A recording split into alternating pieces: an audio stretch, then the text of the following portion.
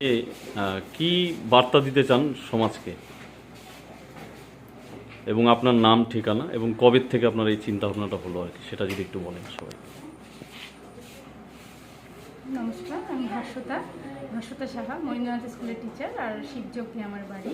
তো আজকে থেকে প্রায় দেড় বছর আগে আমি দিদির কাছে শুনলাম যে এটা করা যায়।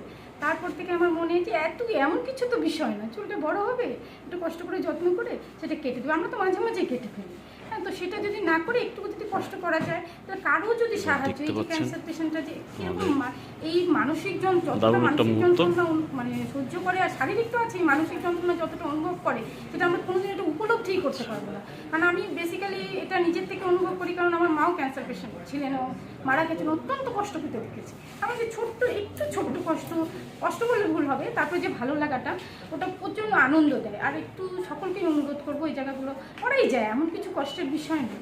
হ্যাঁ, আজকে দেড় বছর পরে আমি দিতে পারলাম আজকের অনুভূতি, আমি কি বলি। আর সকলকে অনুরোধ করবো যে তাদের পাশে দাঁড়ানো। আর এই